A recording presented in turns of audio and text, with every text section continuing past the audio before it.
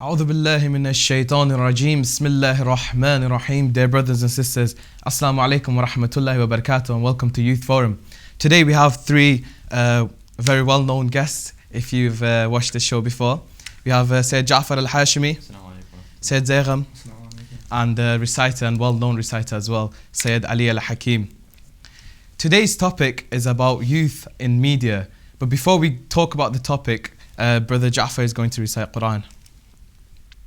أعوذ بالله من الشيطان الرجيم بسم الله الرحمن الرحيم عم يتساءلون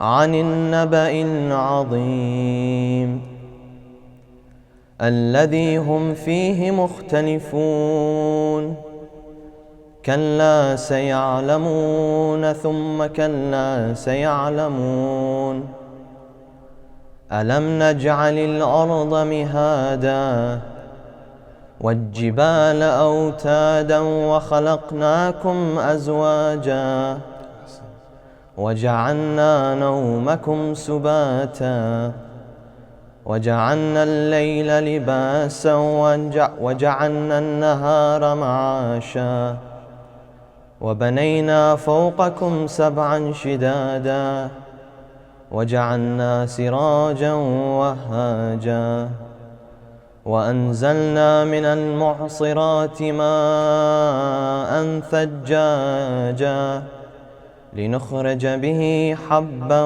ونباتا صدق الله العلي العظيم. MashaAllah.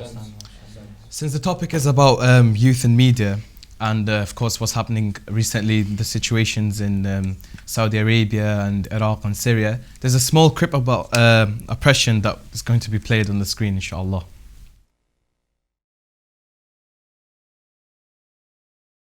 ولا تركنوا إلى الذين ظلموا فتمسكم النار وما لكم من دون الله من أولياء ثم لا تنصرون. Dear brothers and sisters,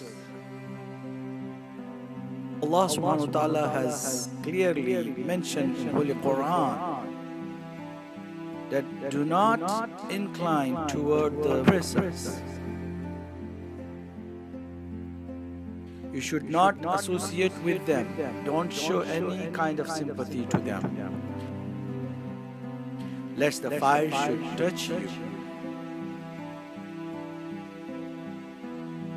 And you will not have any friend besides Allah. If we see any kind of oppression around ourselves, we have to stand against them. If we be silent against oppressors, we are with them in the day of judgment.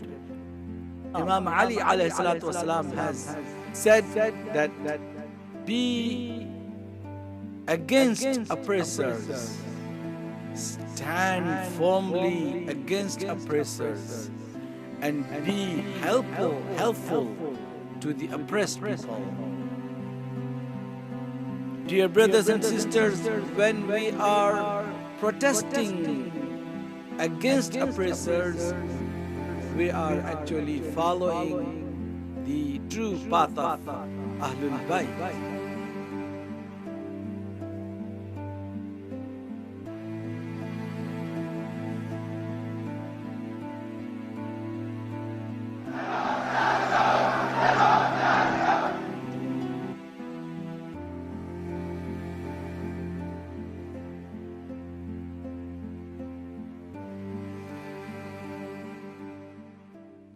Bismillah ar-Rahman ar-Rahim. Dear brothers and sisters, you just watched the small clip about oppression, specifically to Sheikh al-Nimr and the recent the oppression from Saudi Arabia towards him.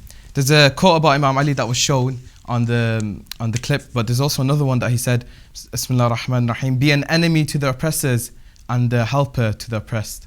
And whoever is helping the oppressed is basically like saving humanity, you could say. And yeah, so Brother Zaygham, you know, obviously Imam Ali is a main role model for us Shias and the youth as well. Who else can we look for inspiration? Bismillah ar-Rahman ar-Rahim. I start in the name of Allah, the most beneficent, the most merciful. You asked me who else we can look forward to as role models, and Imam Ali is one of our role models. But as our religion, we have Prophet Muhammad sallallahu alaihi wasallam, who is the greatest of role models. We have many youth now who look up to different role models, which is nice, which is good, because you know Imam Ali himself says, learn from those that you can learn from, even if he is, you know, a crazy man, even if he doesn't seem like a knowledgeable man. Knowledge, if it comes in any form, you should take it. But we have perfect role models like Imam Ali, Imam Hassan, Imam Hussein, especially Rasulullah. We should take them as role models because they're the pinnacle of perfection. And the excuse that people use that we can't use them as role models because they're perfect human beings is a wrong excuse, because Allah sent them to us so that we could look forward to them. Because if you look at it, like basically biologically, they have the same eyes, the same nose, the same ears. They came in a human form. They were born from a mother. They were raised by a father, if they had a father, or raised by another human being.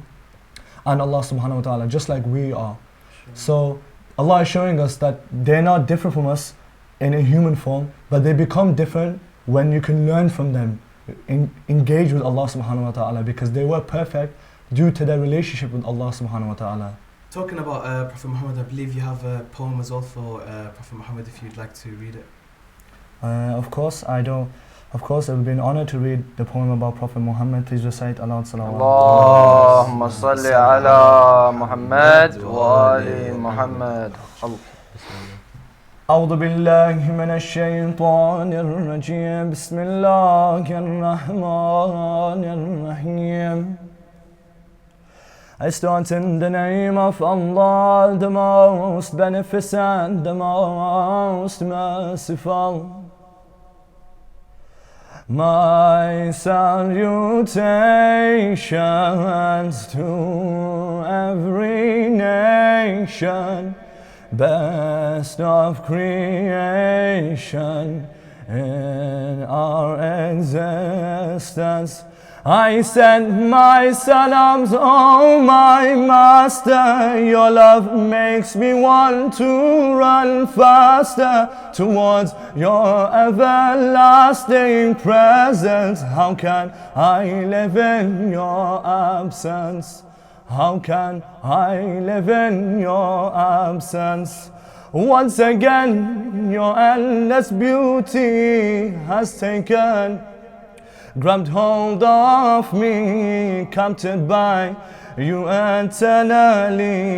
To be your slave, make me worthy. All my tears have 1,000 dreams. All my tears have 1,000 streams. That one day you hope to see me, and for once I've made you happy. Ya Mustafa, your kindness is every remedy to every soul and every body. Your touch would make the blind able to see. Your tongue would surpass every generation. Your words comfort us like a summer breeze. Beauty disperses from your prostration. Even to your enemies you were salvation. So I sit here knowing you listen to my words, my recitation. So accept my salutations, because gathered from every nation, because you are the best of creation. Grateful that you are in our existence. Oh, that king who stands so bold. From how many great stories have people told? Your traits are surely written in gold. The hearts of lovers and knowledge itself you hold. Within you is the entire universe. Your soul holds so much beauty. If all the oceans were my ink and the trees my paper, I would write verse after verse about your love, your heroic ability, your existence, your piety.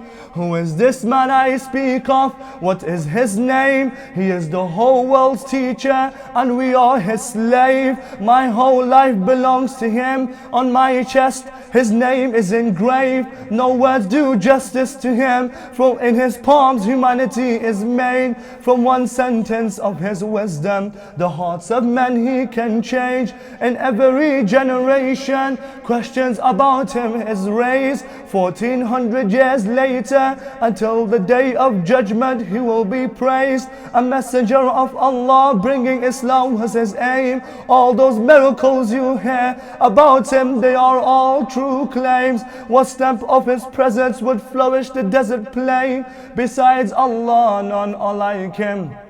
None are above, none are the same. In the time of no order, a mercy of Allah came. In the time of ignorance, humanity he saved. Nor was he ungrateful, nor was he ungrateful, nor did he unjustly complain. Kindness he always spread, throwing rocks at him is how they repaid. In the most difficult of times, patience he always portrayed. Never would he hurt anyone, not even a butterfly felt his pain. But on the battlefield he was a lion who cannot be tamed. Oh Daesh, oh, you know the words that I cannot say, but I'm saying to all our enemies, he was a lion who cannot be tamed. The master of Ali, the father of Zahra, he is the conqueror of Medina, the grandfather of Hassan and Hussein. Until the end of time for all of us he prays. Until the end of time I could go on every single day. Until the end of time his endless virtues I would say. For being his follower we are all called insane. By now to go heaven he is the best pathway to weighty things. The Quran and the Ahlul Bayt he gave. He is in the hearts of millions. Then what is his name? Just go ask around a billion. They will all answer this. They would all answer the same. For he is Muhammad and that is his name. For he is Muhammad and that is his name. Whoso has been separated from his root seeks for the reunification with his source. What root am I talking about here? Ya Mustafa, you are our roots. You are our beginning, you are our end. Our kind master, our greatest friend. Poems are not written by our hands, but by the ink granted by our kings, who bring love and hope to every land. Even the pen full of melodies start to sing when it feels the movement of the name of its king. But what goods are actions and words when it's imperfect to his perfection? What good are actions and words when it's imperfect to his perfection? He was chosen from Allah, not from an election. You can't poison us with your animosity. You can never touch our Mustafa. You can't poison us with your animosity. You can never touch our Mustafa. Wasn't Khaybar a reminder for all of you? You can never even get past Mustafa. You can't even get past Murtaza. Salawat. Allahumma salli ala Muhammad wa ali Muhammad. MashaAllah, very well. Okay, so obviously, Brother Ja'far, you know, there's current situations, especially with Daesh and Taliban, and so the ignorant eye, they see Islam as being very aggressive and very backwards and very violent. So what can we as youth do practically to portray a better image of the Islam? Alright, so Bismillah ar-Rahman ar-Rahim. To start off with, I want to start off with saying, first of all, we are Shia of Ahlul Bayt, Shia of Imam Ali alayhi salam, Ithnay Ashariya. So we need to understand the fundamental reason why we are being targeted, why we Shia are being killed. For example, the Shaykh Nimr, Ayatollah Shaykh Nimr al-Nimr, he's been killed. That's an example of, you know, Shia killing. Why has he been killed? What did he stand up for? You know, why was Imam Hussein killed? Why was Imam Ali killed, etc.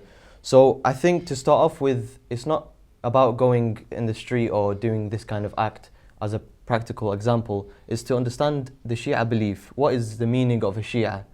Now, the literal meaning of Shia is a follower, but a Shia of Imam Ali alayhi salam is a follower of Imam Ali and a person who follows the instructions of Ahlul Bayt alayhi salam.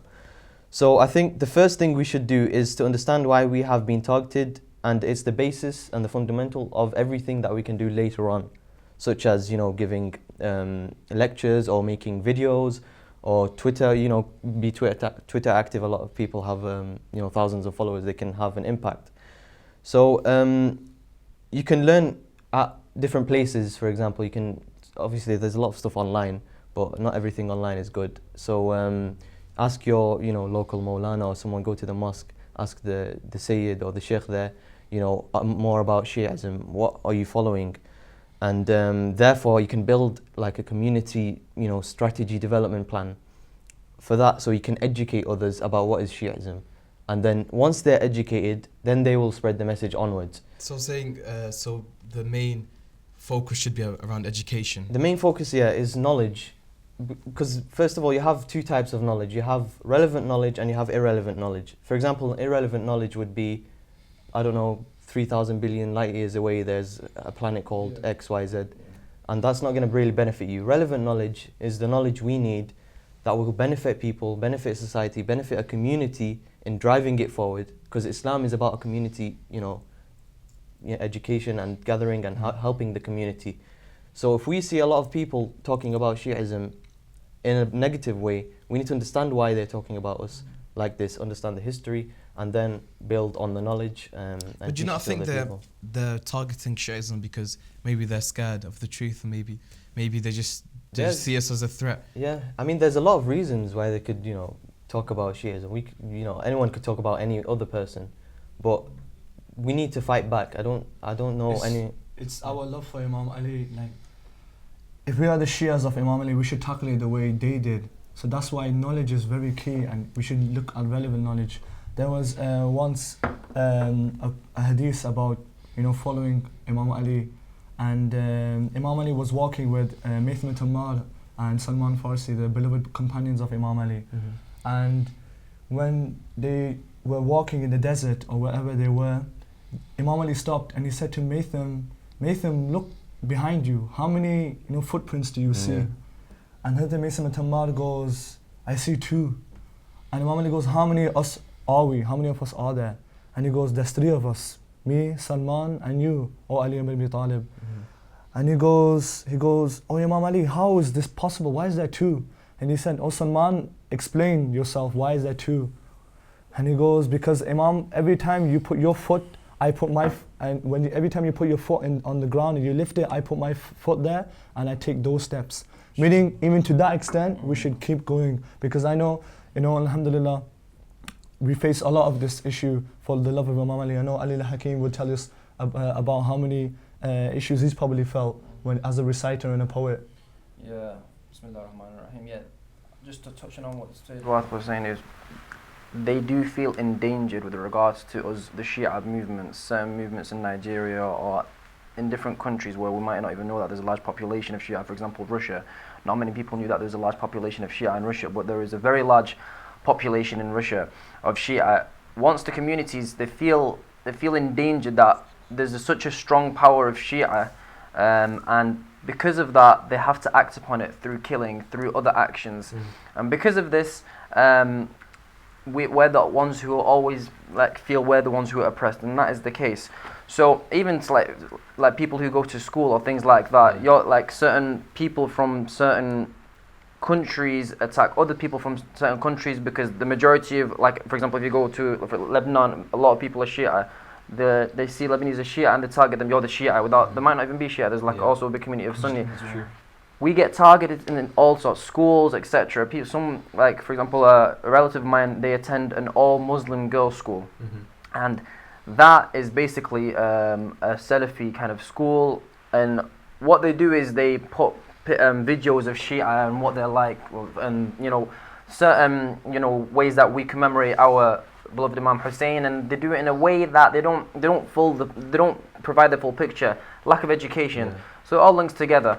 And I think one of the best ways that we can tackle this problem is of course, education, but it's by behaving in a manner which the Ahlul Bayt were, like they went through the most hardship compared to anyone else. So if we mimic that in our daily lives, for example, in school, we can't be the child who makes a problem and argues with the teacher and makes a commotion. No, we have to be the best student.